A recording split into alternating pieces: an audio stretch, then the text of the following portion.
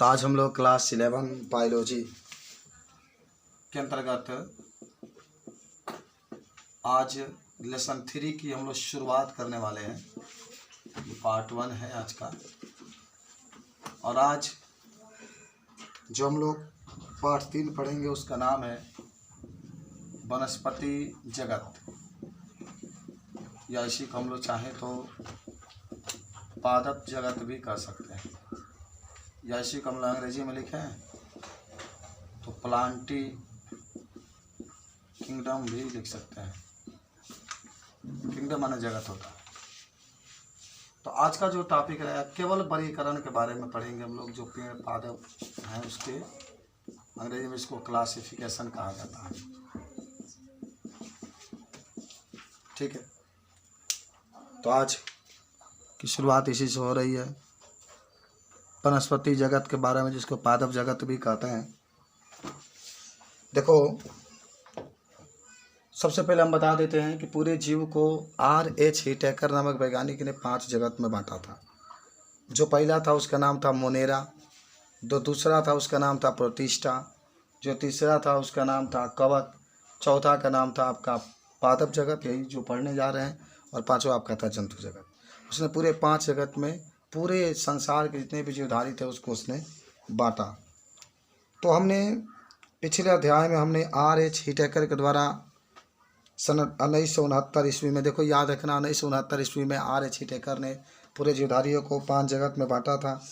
नाम भी दिखा रहा है कि मोनेरा, प्रोटिस्टा, फंजाई, एनिमिलिया तथा प्लांटी सुधाए थे। हालांकि इस अध्याय में हम लोग जो पढ़ेंगे उसका नाम होगा प्लांटी जगत, और इसी प्लांटी जगत को हम लोग पादप जगत भी कहते हैं, और इसे वनस्पति जगत भी कहा जाता है। आइए हम यहाँ पर इस बात पर ध्यान देने की आवश्यकता है कि वनस्पति जगत के विषय में समय अनुसार परिवर्तन आया है। अरे हो सकता है कि मान लो कि लगातार समय के साथ नए नए पौधों का निर्माण होता है, तो जिस लैब में छांट करके पौधों को रखा गया होता है, फिर नए पौधों को रखा जाता है उसमें। फंजाई तथा मोनेरा तथा प्रोटिस्टा वर्ग के सदस्य, जिसमें कोशिका भीति होती है, प्लांटी वर्ग से निकाल दिए गए हैं। पहले सब एक ही में थे, फंजाई भी, अब प्रोटिस्टा जगत और मोनेरा जगत सबको पादप जगत में रखा गया था, लेकिन अभी सभी को अलग करके पादप जगत एक अलग प्लांटी वर्ग में रख दिया गया है। यद्यपि वे पहले दिए गए वर्गीकरण के अनुसार एक ही जगत में होते थे, इसलिए साइनोबैक्टीरिया, जिन्हें नीले हरी शैवाल कहते थे, अब शैवाल नहीं है। इस अध्याय में हम प्लांटी के अंतर्गत शैवाल के बारे में पढ़ेंगे। देखो क्या क्या पढ़ना है। शैवाल के बारे में पढ़ेंगे, ब्रायोफाइटा के बारे में पढ़ेंगे, टेरिडोफाइटा के बारे में पढ़ेंगे, जिम्नोस्पर्म के बारे में पढ़ेंगे, एंजियोस्पर्म के बारे में पढ़ेंगे। और इस तंत्र को प्रभावित करने वाले बिंदुओं को समझने के लिए एंजियोस्पर्म के वर्गीकरणों को देखें।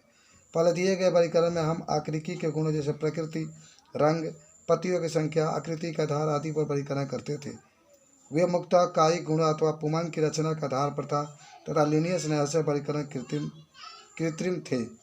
अच्छा, पहले वो क्या किए थे, लिनियस ने वर्गीकरण किया था तो रंग के आधार पर गए, लाल रंग के है तो एक में पकड़ के पौधा को रख दिया, काला रंग का है, हरा रंग का है, रंग के आधार पर रखे थे। बाद में ये लिनियस थे, क्योंकि उन्होंने बहुत ही समीप वाली संबंधित स्पीशीज को अलग कर दिया था। इसका कारण था कि वे बहुत ही कम गुणों पर आधारित थे। कृत्रिम वर्गीकरण में कायिक तथा लैंगिक गुणों का समान मान्यता दी गई थी। यह अब स्वीकार नहीं है, क्योंकि हम जानते हैं कि कायिक गुणों में प्राय पर्यावरण के अनुसार परिवर्तन हो जाता है। इसके विपरीत प्राकृतिक वर्गीकरण जीवों में प्राकृतिक संबंध तथा बाह्य गुणों के साथ साथ भीतरी गुण जैसे पत्ता रचना, शरीर, भ्रूण विज्ञान तथा पादप रसायन के आधार पर विकसित हुआ है। पुष्पी पादपों के इस वर्गीकरण को जॉर्ज बेंथम तथा जोसेफ डाल्टन हुकर ने सुझाया था।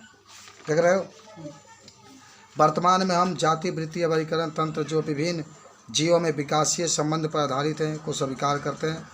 इससे पता लगता है कि समान टैक्सा के जीव के पूर्वज एक ही थे। अब हम वर्गीकरण की कठिनाइयों को हल करने के लिए विभिन्न सूचनाएं तथा अन्य स्रोतों का उपयोग करते हैं। यह तब और भी कठिन हो जाता है, उसके पक्ष में कोई भी जीवाश्मी प्रमाण नहीं मिलता। खैर, पहले तो हम लोग लिख लेते हैं कुछ बातें।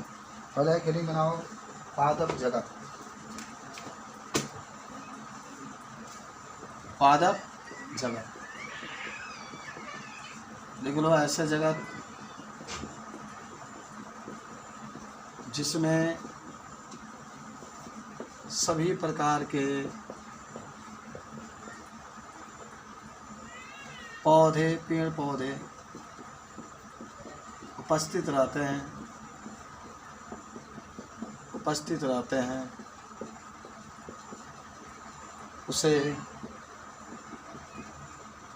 पादप जगत कहते हैं। पादप जगत कहते हैं। उदाहरण में तो सभी पौधे लिख सकते हैं, सभी पौधे। उसके बाद से कैरोलस, नीला में लिख रहे हैं, कैरोलस लिनियस द्वारा पादप जगत का वर्गीकरण।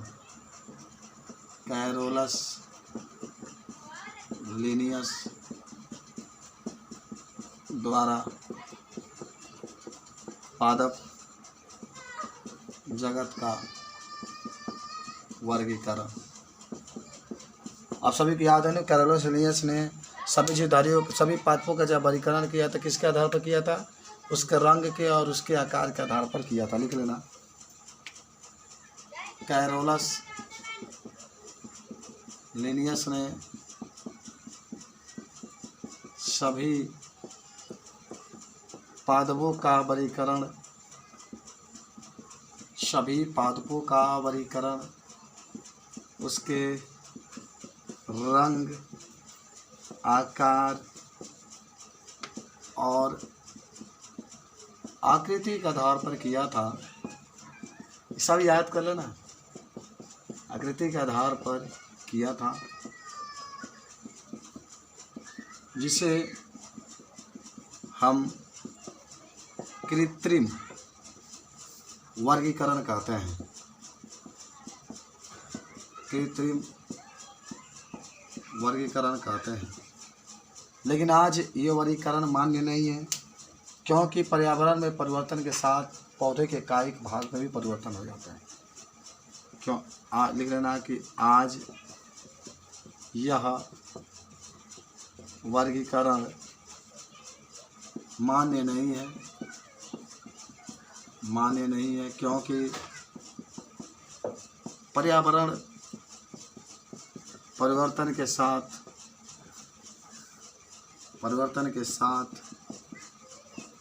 पौधे के कायिक अंग में भी परिवर्तन हो जाता है। कायिक अंग में भी परिवर्तन हो जाता है। सब आपको याद होना चाहिए सिंपली तरीके से। फिलहाल याद करो। हाँ, तो लिखते हैं हम लोग प्राकृतिक वर्गीकरण। नेचुरल क्लासिफिकेशन अंग्रेजी में कहते हैं, ये भी ले सकते हो अंग्रेजी में। कृत्रिम को तो आर्टिफिशियल कहा जाता है, नेचुरल क्लासिफिकेशन। लेकिन जब पौधे के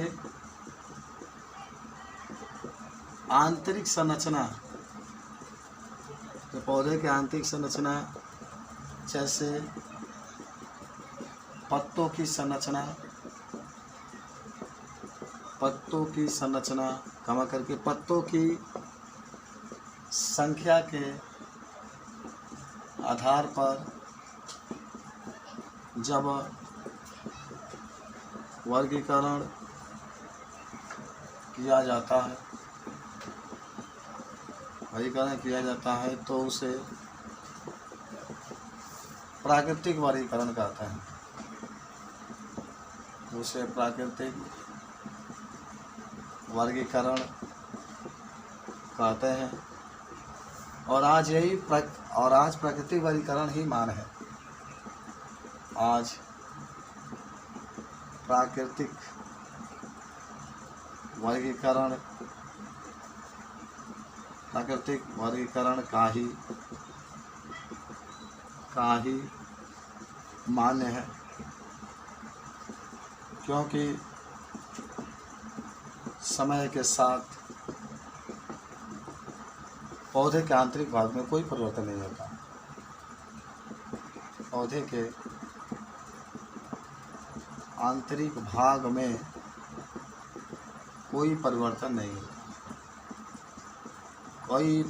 नहीं होता है। नोट कर लो। देख रहे हो, जो आंतरिक होता है परिवर्तन होता नहीं है, भले प्राकृतिक अपना रूप बदले या ना बदले, ठीक है। इस तरीके से हम लोग क्या कर सकते हैं। अब एक और लिख लो, जाति वृत्तीय वर्गीकरण। लिख लिया ये सब, जाति वृत्तीय वर्गीकरण, इसको हम लोग कहते हैं स्पीसीज क्लासिफिकेशन। जातीय वर्गीकीय वर्गीकरण। देखो, जब जीवों को जाति के आधार पर वर्गीकरण किया जाता है, जब जीवों को जाति के आधार पर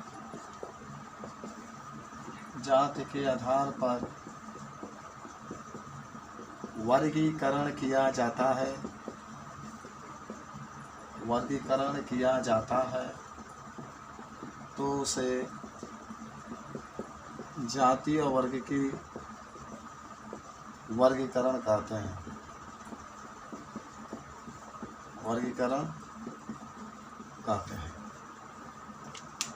रहने दिया जाए। चलो।